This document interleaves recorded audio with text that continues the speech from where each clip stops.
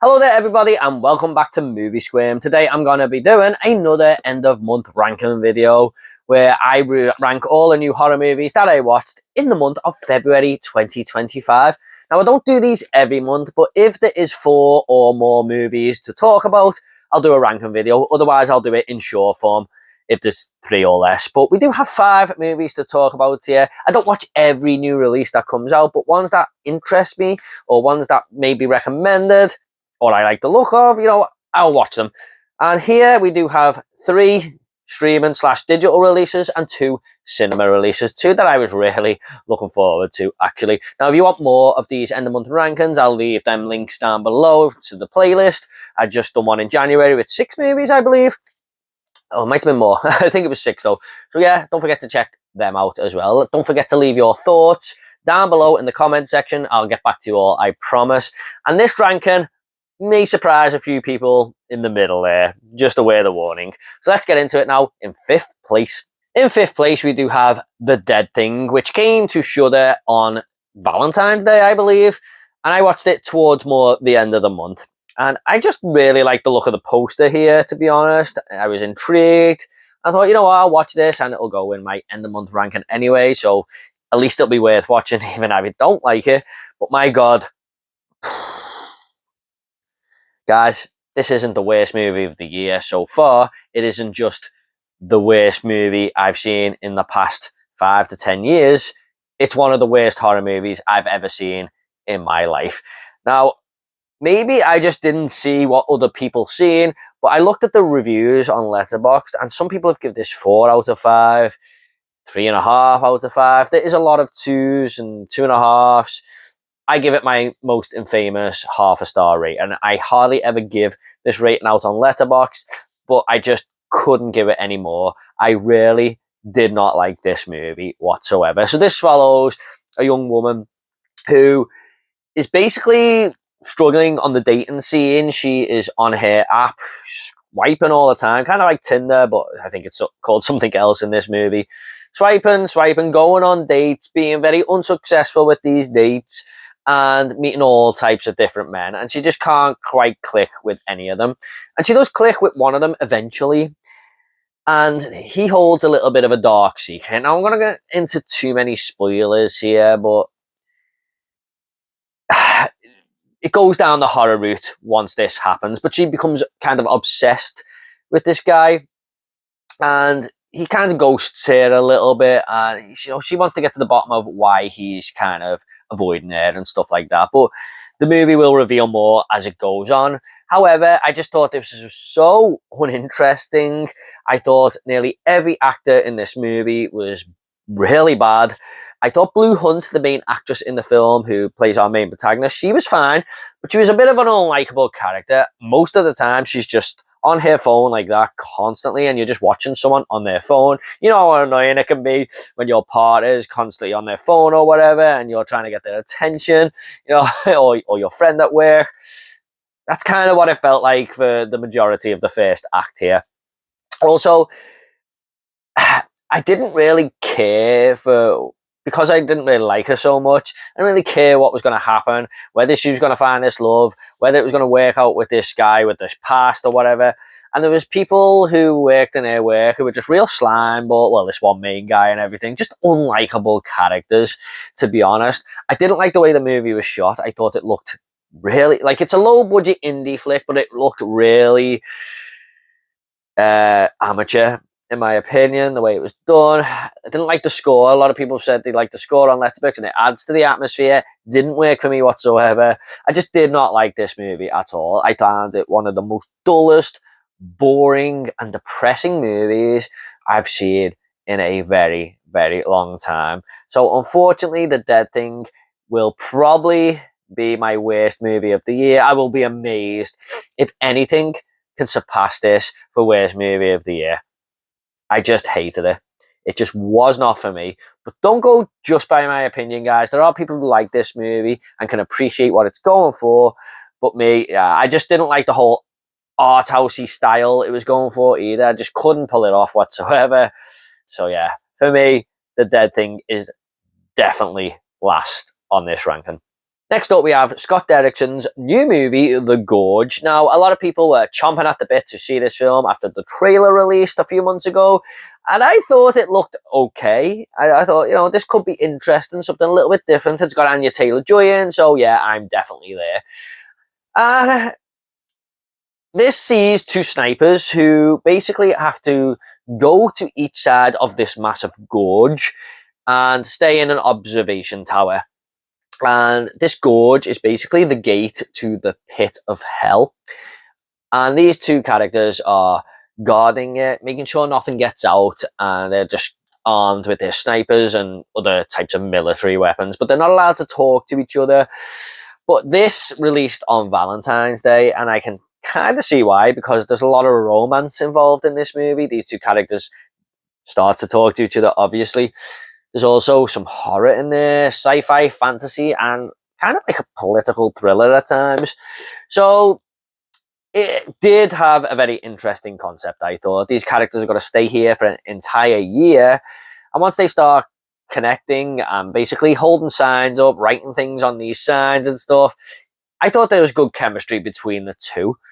But I really enjoyed it more when they didn't kind of meet up into the other tower. Like Miles Teller beelines across there and starts interacting with Anya Taylor-Joy, and I kind of liked it more when they were kind of, were really distancing themselves. But hey ho.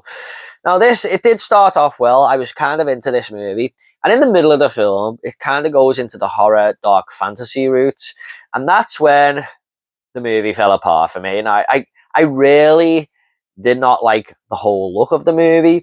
I thought it was a real eyesore, and some of the worst kind of CGI I've seen in years. Now, bad CGI, can sometimes make or break a film for me, and this time, it definitely broke it. I just did not enjoy this entire 45 to 50 minute segment of the movie. It did pick up, however, towards the end, once again, when some characters from the start of the movie kind of come back into it. But overall, I was really not enjoying myself, put it that way, once we went into that route. It's got a great performance, once again, from Anya Taylor-Joy. She is a joyful actress. I always enjoy watching her. I think Miles Teller was a little bit devoid of personality in this film, which is surprising because I think he's a very good actor. But I didn't really feel the chemistry all that much between the two once they sort of got closer together, in all honesty. But yeah, I mean, it wasn't terrible. A lot of people do like this film as well. So again, maybe don't listen to me and make your own mind up. But for me, yeah, one of my least favourite movies I've watched so far this year, unfortunately. And a lot of people saying, oh, this belongs at the cinema. No, I think it was right at home on streaming there, to be honest. So that is The Gorge. Okay, next up we have Popeye's Revenge, and I did say that this might surprise a few people, maybe even cause a little bit of controversy for the few viewers I get here, but yeah, the slasher fan inside me enjoyed this more than the other two, definitely more than A Dead Thing anyway. Now, I was feeling the worst going into this film because I did watch Winnie the Pooh, Blood and Honey, and to be honest, I'm one of the few people who did like that film. I didn't love it. It's a bad movie, but I got some enjoyment out of it. I liked the Winnie the Pooh's, the second one, a lot more, but Mickey's Mousetrap was one of the worst movies I've ever seen. So I was going into this one going, oh, this is probably going to be leaning more on the bad side. These movies do feel like cash grabs, don't they? As soon as a character comes into the public domain, we're making a horror movie out of it. We've actually got 2 more Popeye movies coming this year, believe it or not. One of them is next month in March, called Popeye the Slayer Man. Maybe I'll check that one out. But here, I can give it some credit. Now, William Stead, the director, I think he'd done what he could with the budget here. There's a little bit of heart going into the directing. I think he uses lighting very well to sort of light Popeye up here and there as he's trudging around the woods looking for victims. It's not just straightforward. I think he tries here and there to shake it up a little bit, which I really did appreciate. There's a lot of kills in this movie. Popeye is a cool little killer. I do have some problems with him here and there. If you want to check out my full review, guys, it'll be down in the link down below. But some of the kills were really cool. I mean, he punches through someone's chest at one point, because he's got these massive forearms, the spine's being pulled out and stuff. However, don't get too excited because a lot of the kills do cut away because you can tell the budget is there and there's just blood being sprayed across the screen.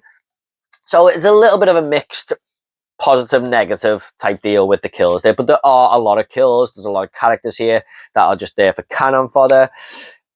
And I think it had a good little setup with a good backstory for Popeye himself. It all starts with that storyboard animation like Winnie the Pooh, Blood and Honey.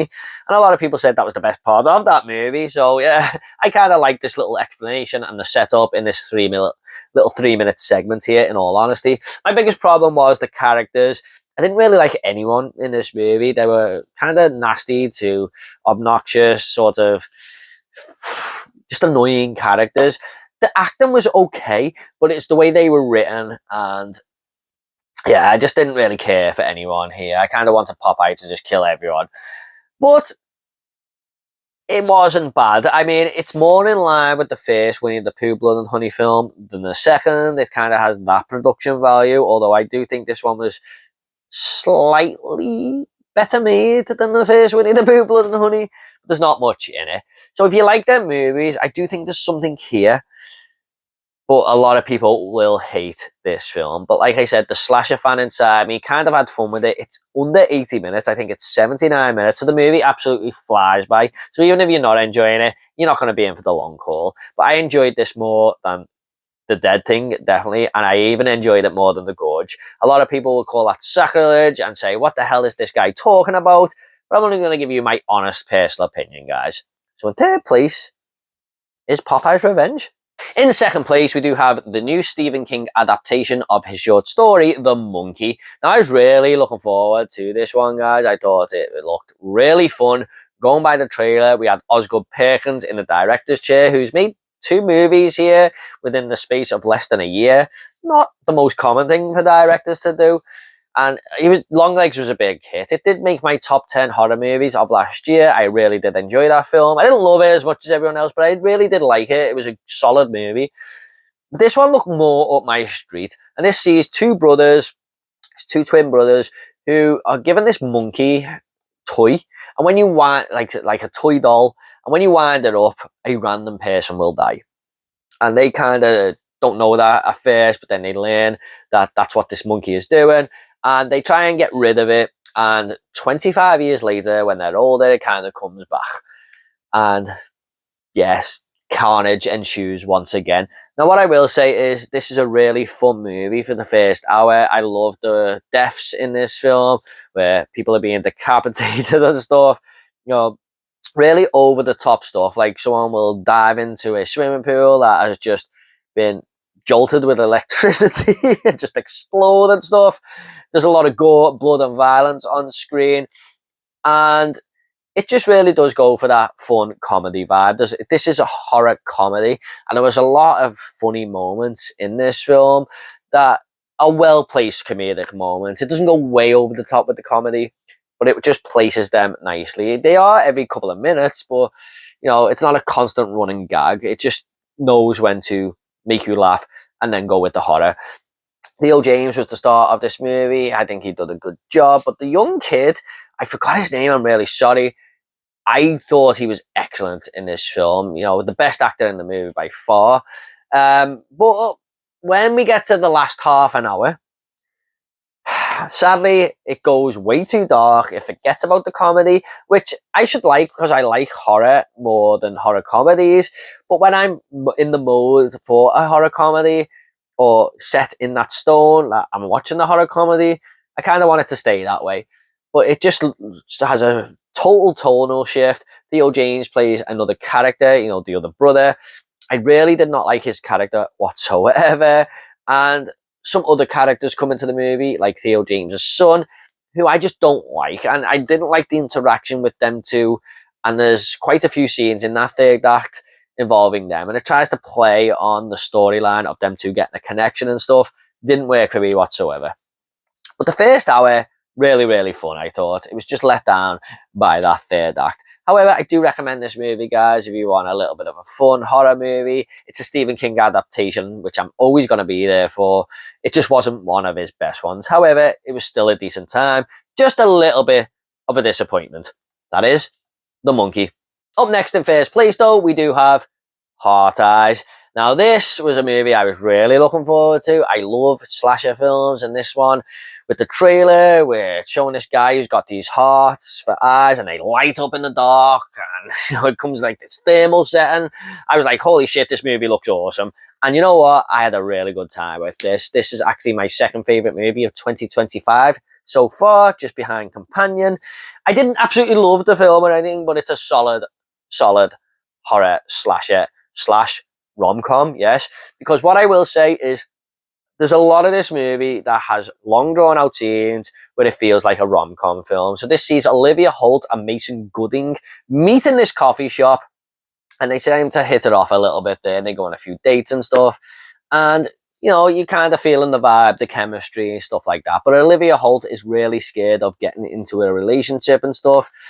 And they kind of have this kiss where they are seen by the killer, and this killer only goes after couples on Valentine's night. So this killer mistakes them for a couple and goes after them, you know, in this state of Seattle, or the city of Seattle. And he only strikes on Valentine's night. So the last 2 years he's done like these killing sprees in different cities, and this time he's in Seattle, and he's coming after Mason Gooden and Olivia Holt. Now, this was even more horror comedy than The Monkey. I mean, every single moment of this film feels like it's putting comedy in there, which worked a lot because I was laughing my ass off, especially me and this guy behind me in the cinema. We were just laughing so hard at this movie. You know, I loved the atmosphere in there when everyone's laughing, but me and this one guy, man, we just couldn't stop laughing throughout the film. It was just our type of humor. But what I didn't like is when we go into the horror where the kills are happening, it throws even more comedy in there as they're happening, which takes away from the horror a little bit. It's a minor gripe because I was still having fun, but it kind of loses the balance there between horror and comedy. I think you've got to find the fine line there, which can be hard to do, I suppose. But I really like the character of Olivia Holt here. She was a great protagonist, a really likable, funny character. Mason Gooding as well had a good connection, chemistry with her, but there was some parts where his line delivery was a little off and everything, but overall, I thought he'd done quite well. I think it's a perfect movie to watch with your significant other if you want like a little date night and stuff. But the kills here were awesome as well. There's a scene at the start of the movie that really, really goes for it. And I was like, they're not going to go there, surely, are they? And it was just like, holy shit, they went there. So yeah, mix of practical effects with CGI. However, I can see a lot of directors going in this route in future, to be honest, because horror fans have been clamoring for practical effects for so long now. And I think if directors put a little bit in there and meet them in the middle with some CGI, I think that was going to be the norm going forward, in all honesty, which I can probably tolerate, but I would prefer practical effects overall. I thought the Heart Eye Killer looked awesome. You know, I would like to see more Heart Eyes movies in future, to be honest. But yeah, I thought this was a really fun film.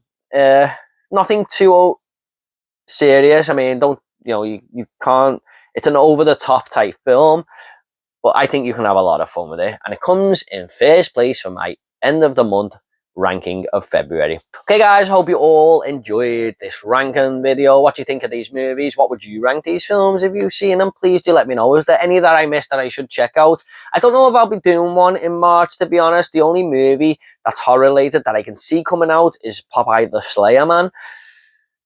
Let me know if you guys know of any horror movies coming in March. I will definitely have another look up after this video ends and see if I can get a video ranking out there and put on my watch list some horror movies. But if you like horror, guys, please don't forget to give this video a like and subscribe to this channel. It would really help me out. Thanks so much. You all take care, and I'll see you all in the next video.